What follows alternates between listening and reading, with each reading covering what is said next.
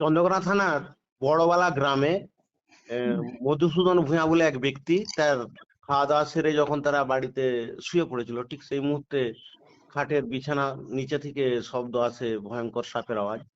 ওরা উঠেই দেখে না, বিশাল একটা মানে গোগ্র সাপ ওই খাটের যে পায়া তার গায়ে জড়িয়ে আওয়াজ করছে। তখন রাত্রি প্রায় 11:30 আমাকে ফোন করেছে। আমি বললাম যে কোনো রকমে দেখো না, যদি বার করে দিতে পারো তাহলে আমি যাব না, আর যদি না বার করতে পারো আমাকে যেতেই হবে। ওরা কিন্তু অনেক চেষ্টা করে রুম থেকে বার করে সিঁড়িকে নিয়ে আসে, সিঁড়ির পথ আর কোন রকম বার করতে পারেনি ওরা। যেহেতু ভয়ঙ্কর বিষধর সাপ, রাতে ওইটি বাড়িতে রেখে ঘুমানো প্রায় অসম্ভব, তাই আমাকে বাধ্য হয়ে রাত্রি 12টায় পৌঁছাতে হয় ওখানে। আমি 1টা নাগাদ ওখানে উদ্ধার কার্য সারি এবং মানুষকে সর্ব সচেতনতা নিয়ে মানে অ্যাওয়ারনেস ক্যাম্পের মতো একটা ওদের বাড়িতে করে আমি বাড়িতে প্রায় রাত্রি 2টো পর্যন্ত ফিরে আসি। মানে স্বামী স্ত্রীর বেডরুমেই ওই সাপটি ছিল? বেডরুমেই ছিল। যখন ওরা বুঝতে পেরেছে গর্জন শুনে, তখন প্রায় 11:30 আমাকে ফোন করেছে। আমি কি দেখো, যদি কোনো রকমে বের করে দিতে পারো ওখান থেকে, যদি বের করে দিতে পারো তাহলে আমি যাব, না না হলে আমাকে বাধ্য হয়ে যেতে হবে। আর সাপটা উদ্ধার করলেন কত রাতে? আমি উদ্ধার করেছি 12:30 নাগাদ উদ্ধার করেছি।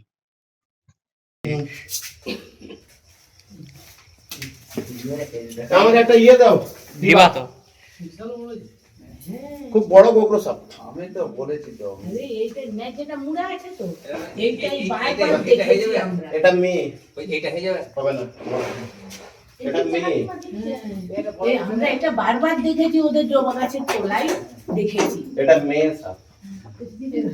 তা ঢাকনা ওর লুজ হলে হবে না, তাহলে আমার কি বলে যাবে, একটু ভালো দেখে দিন। আচ্ছা আমাদের বাড়িতে আছে না, যাব কি করে? এটা যাই না, আমার কন্ট্রোলে আছে। আর আমি যাব কি করে? আমি যাব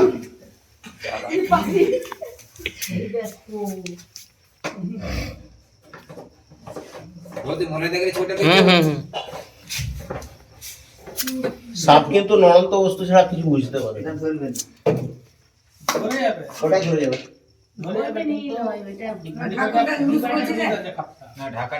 সাপ যেটা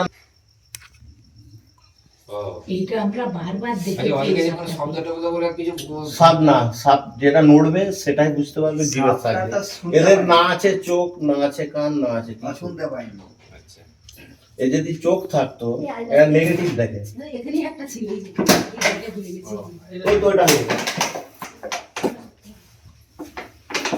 আমি আমার খুব জোর 20-25 মিনিট লেগেছে।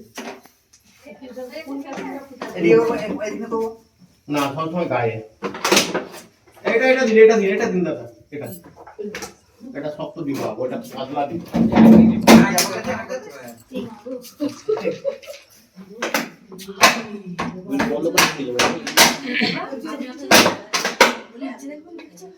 ছেড়ে দেবো।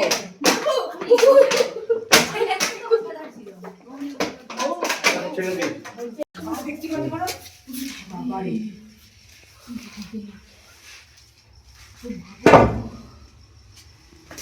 এই খাপটা আমাকে দিবে তো, লাঠি নোট।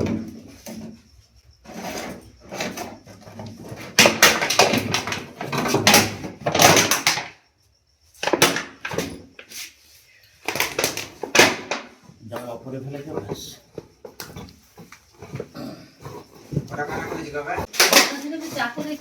কিচ্ছু করতে হবে না। কই কানা করেছো কথা কই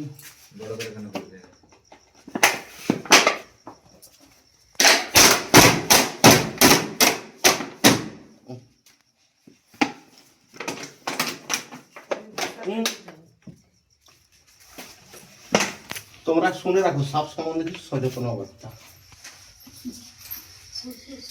এটা কি সাপ বলুন? এখন রাত্রি 12টা, তবু সচেতনতা বার্তা দিচ্ছি। বলুন এটা কি সাপ? কেন বলবো? আমি তো একে ধোঁড়া সাপও বলতে পারি, কিন্তু কি সাপ কিভাবে চিনবো? এটা কি কেন বলবো? গোখর। দেখুন ফোনার উল্টো দিকে একটা ইউ আছে, গরুর খুর, গোখুরে, সেই থেকে নাম এসেছে গোখর। বলুন তো সাপে কাটলে প্রথম করণীয় কি? কি করব? এই গভীর রাত্রিতে কাউকে সাপে কেটেছে, কি করব বলুন? কি করব? হসপিটাল আগে বাঁধতে হবে। হ্যাঁ, বাঁধতে গেলে কাঠটাও কেটে রাখতে হবে তাড়াতাড়ি। বুঝতে পারলাম। এখন এই 2026 সালে দাঁড়িয়ে এই কথা মুখে আসছে, সাপে কাটলে বাঁধন দেবো। শুনে রাখুন, সাপে কাটলে প্রথম করণীয় ওই ক্ষতস্থানে এগিয়ে বাঁধন না দিয়ে, ওই ক্ষতস্থান নাড়াচাড়া না করে, ওই ক্ষতস্থান ব্লেড দিয়ে চিরে রক্ত না বার করে, ওঝা বা গুনিনের খপ্পরে না পড়ে যেতে হবে চন্দ্রকোনা হসপিটাল। বুঝতে পারলাম। সাপে কাটলে কখনো বাঁধন দেওয়া চলবে না। যদি বাঁধন দিই, সে সাপটি যদি চন্দ্রবড়া হয়ে থাকে, চন্দ্রবড়া হিমোটক্সিস বিষ চামড়া গলিয়ে দিবে, মাংস পচিয়ে দিবে, অঙ্গ হানিও। সাপে কাটলে কখনো বাঁধন দেওয়া চলবে না। সাপে কাটলে ওই ক্ষতস্থান কোনো রকম নাড়াচাড়া চলবে না। নাড়াচাড়া করলে বৃষ্টি সারা শরীরে চালিয়ে যাবে। সাপে কাটলে কখনোই ব্লেড দিয়ে চিরে রক্ত বার করা চলবে না। যদি ব্লেড দিয়ে চিরে রক্ত বার করি, শরীরে রক্ত প্রবাহ বেড়ে গিয়ে সারা শরীরে বিষটা চালিয়ে যাবে। আর সাপে কাটলে কখনো ওঝার কাছকে যাবেন না। যদি ওঝার কাছকে যান, বাড়িতে 3.5 কুইন্টাল কাঠটা কেটে রেখে যাবেন, একটু পরে ওটা লাগবে। ওঝা কি করে, ওই যে গোল্ডেন সময়টা নষ্ট করে দেয়।